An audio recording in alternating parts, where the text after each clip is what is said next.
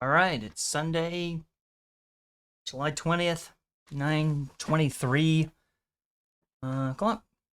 What's going on now? All right, last time we talked a little bit about late season fire blight and storms. Now we're going to see some pictures of some stuff that's shown up, and we'll talk about surveying, strep resistance, etc. So, it looks like for the most part, the fire blight in my orchard that has shown up is all kind of dried up and dead. Doesn't look very active. The trees look to be growing. Not a lot of new strikes. Most of my stuff is sort of the dry types of fire blight. It's crispy. It's not succulent. It's not making any ooze. I've not found any active ooze since probably early June for the most part. Most strikes look like this. They're kind of dead and not really moving. I think the fire blight is locked up in these tissues. A couple things to point out is you will see some necrosis along the midribs. It's one of the ways you can tell these types of things apart from something like Nectria. If you were to look around the leaf and you see the midrib of leaves blacken, that's usually a good sign it's fire blight. Not necessarily a good sign it's Nectria. Now, if you see black cankers around the base, in many instances, in the real fire blight, they won't necessarily be black around the base, and they will not nearly have the fruiting bodies. We'll see some Nectria in a little bit. For the most part, these are all dried up and crispy. So if you still have fire blight, I'm recommending just dry shoot, apply the peroxidine calcium. If the trees are moving very aggressively, 12 ounces per 100, if not 6.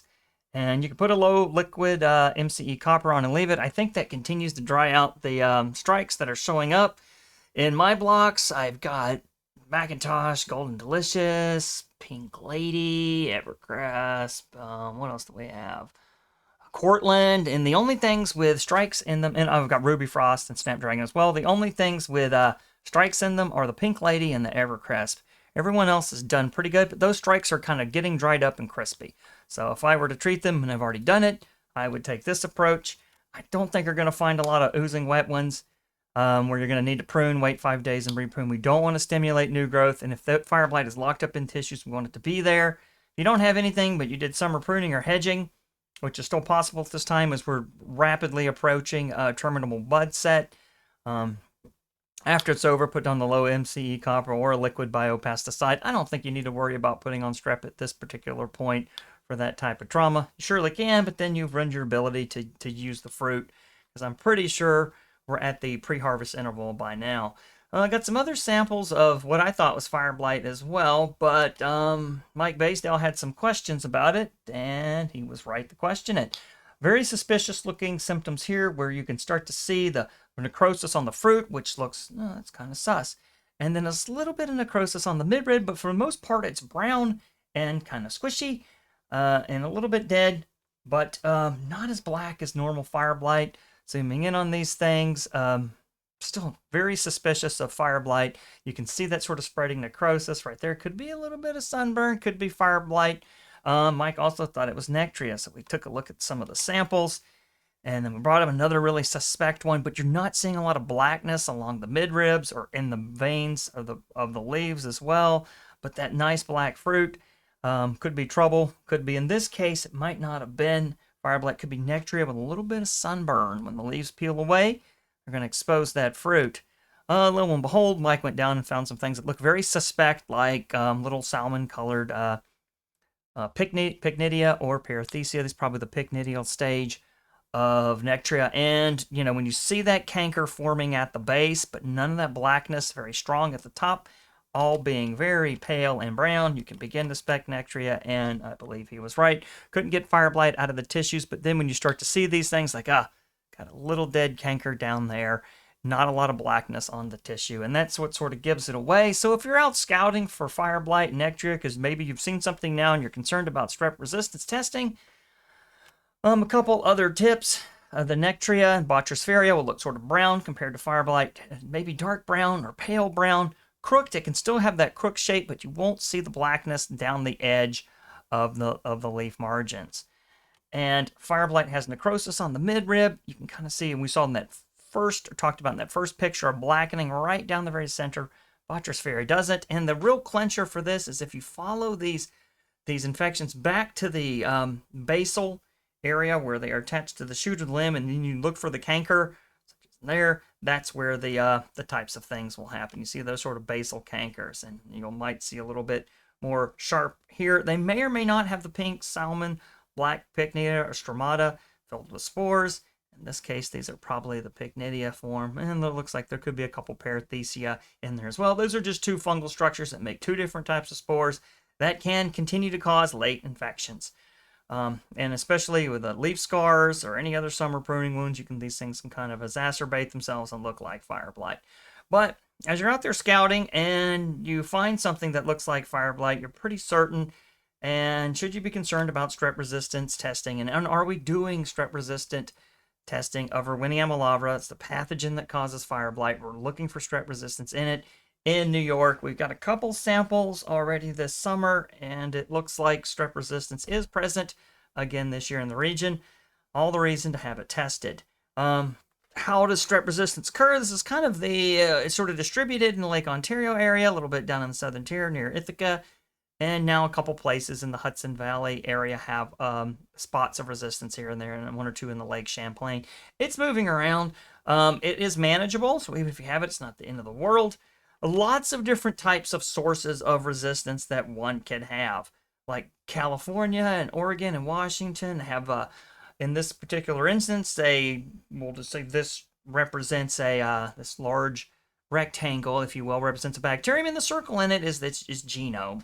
And then there's a target site that streptomycin binds on the genome called the RPSL gene, and that when it hits that target, it shuts down the abilities of the bacteria to grow and reproduce, and then it dies. Now, if you get a mutation there, streptomycin can't bind. And this is what Oregon, Washington, Utah, Idaho have. We have one of these. I've never seen it much again. And then, of course, the other types of things that you can have are different gene pairs, and they're on another circular structure called a plasmid. It's kind of like being able to pass around a little bit of extra DNA and plug it into you, like if you were a cyborg, and it would give you certain traits, such as streptomycin resistance. There are other gene pairs that inactivate streptomycin. Now, that mutation type will give you streptomycin resistance in droves, but the other type are only as good as they can inactivate. Two genes that are out there. They're in California, and then earlier on, they were found on the chromosome. And then at some point, they can be on one plasmid, then they move to another plasmid. And then sometimes these plasmids can swap pieces of DNA around. And this is the one that we have in New York and Michigan only. We tend to have mostly the gene pair. And these gene pair can do a lot of work to inactivate streptomycin, but it's really only out to about 200 to 250 parts per million, which is around the labeled rate. So in an easy year of fire blight, you could have streptomycin resistance and accidentally have managed it using streptomycin by overwhelming this gene pair's ability to do its job. This gene pair also, the reason it can hop around, it's on this other tiny element that's a genetic DNA hopping element, and that's how it's able to move around from different plasmids to hop itself onto the main genome of Erwinia. Do we need to worry about the bacteria passing some of the other plasmids around? One of the plasmids that we have now is kind of a locked plasmid, and it can't be exchanged. So they can't pick up that little piece of DNA and give it to others. But what you can do is you can pick up the whole bacterium in tissue and move it around. And that tends to be what we found in the United States, New York. And for the most part, it's going to be kind of locked inside an individual bacterium. And it's going to be on these types of determinants. We're still looking for others as we see them in New York, but for the most part, it is one bacterium that has been moving around in different tissue throughout the state. And so how this might work, in this instance, you might just have an introduction in a new block or something like that, and it's just one member out of a bunch. And remember, the antibiotics aren't causing resistance, it's just naturally occurring mutation or the presence of getting one of these little hopping genes, or in this case, in the actual chromosome, which imparts a high level of resistance, it ends up it can actually occur naturally. It might just be one member, and then what ends up happening is if there's a lot of population out there and you apply strep, that one member becomes a lot of member, and it eventually outcompetes it. So what do we do to try to differentiate these types of things? Again, the bacterial genome's a big circle, and they have little satellite pieces that they can pass around. Of course, this one is broken, and you cannot.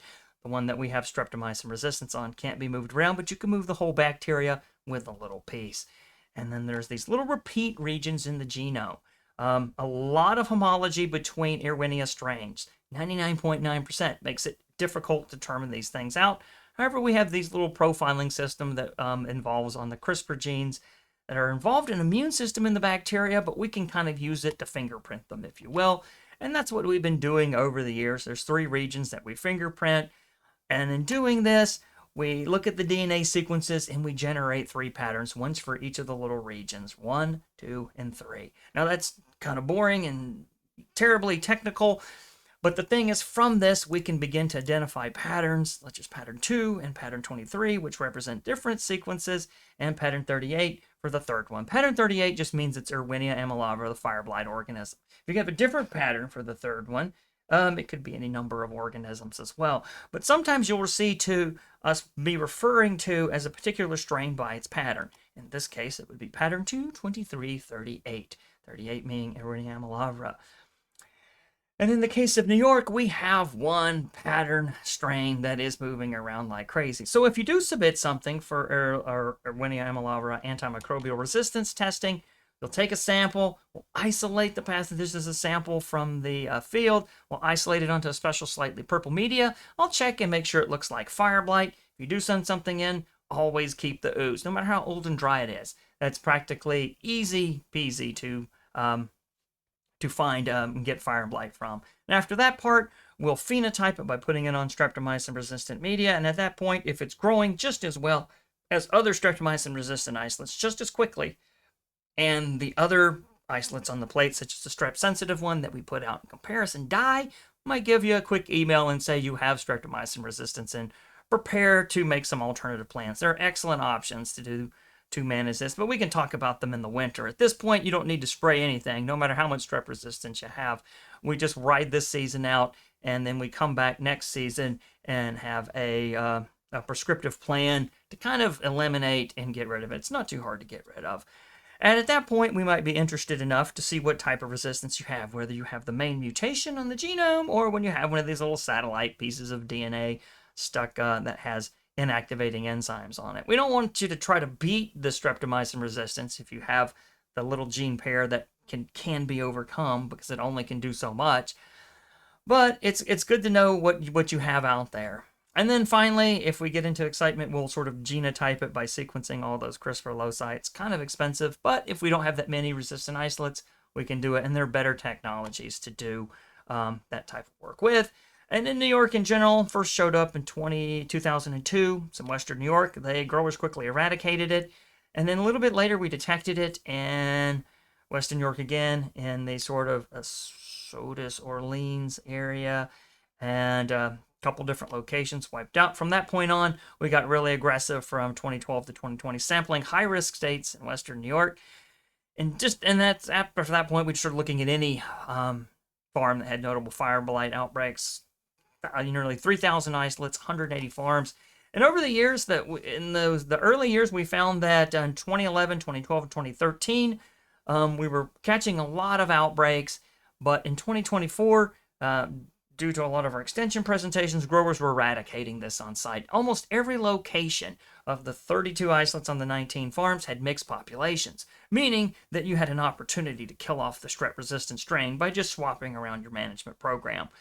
For the most part, we found that most of the strains that we have in New York are this original strain, and that weird profile name is called 412338. So that profile has been moving around. That's the predominant one in Western New York and the predominant one in New York at all. Many other sensitive ones have all kinds of weird and different profiles, but we're not that interested in them from a management standpoint because we can kill them.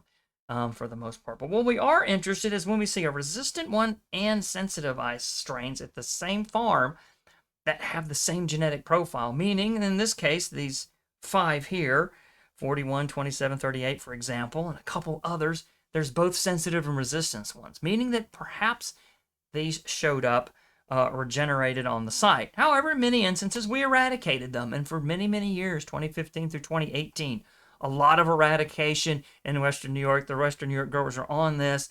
We were rotating materials, mixing materials, and just wrecking them for the most part. But at the same time, we started getting so many sensitive ones, we started profiling them as well. And each year, we're finding so many different diverse strains in New York. In 2019 and 2020, We found some new area ones in the Sodas, North Rose region that had never been sampled before. These were kind of nasty Fire Blight years. Lo and behold, little bits of population. They may not die off. And if with a little bit of selection and bad Fire Blight weather, these things can show up. They were all that strain, 41, 23, 38, which means it's being moved in tissue and around the state. I don't think it's blowing around in hurricanes like the various bacterial diseases in citrus in Florida, but it's most likely being moved in tissue samples. Either grafting, self-nurseries. We found a couple other home nurseries from less experienced growers in New York that were having some escapes. But, you know, they wipe these things out. We continue to sample through 2024. Any farm with Fire Blight, Shoot Blight, anything. Usually it's always Shoot Blight, never getting the Blossom Blight. So I think what's happening is you manage most of it. It looks pretty good, but what does end up getting selected away and survives are the strep-resistant isolates, and those are the ones that give you some Shoot Blight a little bit later. From that period, I found about 500 isolates, not so many. A good many of streptomycin resistance in 19 counties, but it's not every farm. If it's not on your farm, you're fine. It's only there once it gets there, and you can take actions with the management programs that we've already recommended throughout the season to kind of wipe this stuff out. I mean, it's in Orleans, Wayne, Ontario, Tompkins, Cortland, Clinton, Saratoga, Albany, Columbia, Ulster, Dutchess, and Westchester is where we are now. Sort of our overall QGIS map of the isolates, sort of the counties that are showing up. 2024 were these. 2020, you can kind of start to see them, little bits of blop here and there. 2020 was a big year. That's a lot of Fire Blight. So what that means is if there is strep resistance out there, and you're probably managing in the easy years, but in these really nasty years, that selection has allowed those few ice strains to get out and go nuts. Just a little sprinkling in 2023. 2025, what are we finding now? We just got one set of strains now from one location, and for the most part, we haven't completely figured that out, mainly because I'm doing stuff like this and running all the trials. But we'll have it all documented before the winter fruit school. Nearly everything is this one strain moving around. It shows you the different members that you can have. About 80 of the 165 strains are all of this one that's been moved around. The others are probably similar to it or have evolved from it over the years, but it's really hard to say. If they show up sensitive and resistance at the same site with the same profile, it means it probably happened on the site. It's not that big of a deal. It's entirely manageable now, but about 50% are this one strain. So that's why we still like to keep looking for the strains. Now we've been moving on. We do phenotype for streptomycin resistance. What does phenotype mean? It just means it grows in the presence of streptomycin. And now we want to know, do they grow in the presence of oxytetracycline and kasugamycin? These are the types of things we're adding to our sensitivity collection due to the funding from the New York apple growers and the New York farm viability grants that we end up having with this type of stuff. And we've moved on from that sort of more tedious sequencing of those CRISPRs to get the profile to just starting getting the whole genomes. We're starting to sort of compile these together. We've got 188 strains sequenced and assembled, and now we're ready and need a new student to come in and lock in and see what the different things that we end up having. Do we have, this is the main chromosome, the RPSL, has that site been damaged? Does it have a mutation? Is it the most prominent one, which is those two genes that work very hard to inactivate streptomycin as it comes into the bacterial cell? Or is it a bunch of other weird stuff? I have a new student now who's just cloned, and we have a primer set so that we can detect for kasugamycin resistance as well, Interwinia. For the most part, she's disappointed that there are no mutations, but I would say that both myself and the growers are happy that we have no kasugamycin resistant isolates at this point, but we're ready to find it and document it if it shows up. So if you have something, can you still send samples? We don't have a big team this year, but yep, you can. How do you find it? It's at blogs.cornell.edu COXLAB. That's blogs.cornell.edu/CoxLab COXLAB. You find it, you'll come to the page, and then in the banner, there's just a few things to look for. You just click on the antibiotic and fungicide resistant sample forms. Yep. We're sort of struggling this year a little bit with funding, and my ability to hire people and students to do this type of work has been restricted. Nonetheless, you were still going forward with Fire Blight, And if you want to do it, you just simply click on antibiotic and fungicide resistant sample forms and submit here. Who will be doing your sample? Most likely me, very slowly over the fall as I teach class and do other things. But the good news is even if we have all the resistances in the world, you don't need to worry about anything until next spring. And we'll have everything wrapped up by then. Gives you some ideas for just below this thing about where to submit the trees. You can just call me, email me, receiving lab. You know, it doesn't hurt to make contact with Janet if you're in the Lake Ontario region, Dan and Mike if you're in the Eastern New York, and you'll send samples to me. It tells you kind of how to do it, active lesions. And there's some nice pictures and give you some ideas on how to cut the strikeout. Don't need to include the whole tree or apples. If you see anything with ooze on it, as I mentioned earlier, please send that on. No matter how old it looks, it's a real easy win for getting a sample off your piece of tissue. So, and then you take a look at the form. I'm going to just magnify this a little bit so that it's visible with the human eye. It's real easy. It tells you to contact one of the people, send them the data. If you're on Long Island, it's, you know, we've been going Dan Gilrain at this point. You'll probably be angry and wish I had sent it to someone else like Jared. But once you contact Dan, he'll get you in the right place. Mail the samples here. Collection instructions, you can click on that link, but for the most part they tell you put your name on it. This is an example, don't put my name on it, put yours, put the date, the time, your name, your phone number, put all of these things in here. This keeps me from losing it later in the middle of the winter. Cultivar and rootstock, this allows us to ask questions like which one of the things has the most fire blight. And in my fields it's Pink Lady, Evercrisp, and Gala. The other things don't have that much. Ruby Frost, Snapdragon, all those things look just fine. And your block name, address, farm name. If you can do the GPS coordinates, that's amazing. If not, put the address in. I can try to tease them out. This allows us to kind of know where all the different things are. If you put the wrong coordinates in, then the next thing you know, there's strep resistance in a county that's never had it and causes alarm and growers in that neighboring county. We found some incorrect coordinates entered in before, and that was putting things in counties that didn't have a problem. You get to the age. It's always nice to know what if you have high density, if it's some ancient tree, how old the tree is. If you want to talk about the nursery, you can. If you remember it, organic, conventional, or otherwise. All of this stuff allows us to sort of use these types of things, and we can use it to generate a farm history as well. And then you just hit submit. And then you're off to the races, and as you can see, I use sort of that county level map highlighting to show the data. All right, with that, next week I think we'll start talking about summer disease. I hope we're finished with Fire Blight for the year. If you're still seeing it, you can still send it in. Every now and then, my plants grow like crazy in September, and Fire Blight shows up in October. I didn't want to completely exclude October Fire Blight. It has happened for me. It could happen to you as well. But let's hope that doesn't happen. But if it does, just reach out and we can manage it effectively and get a sample tested. All right. I'll see you next week.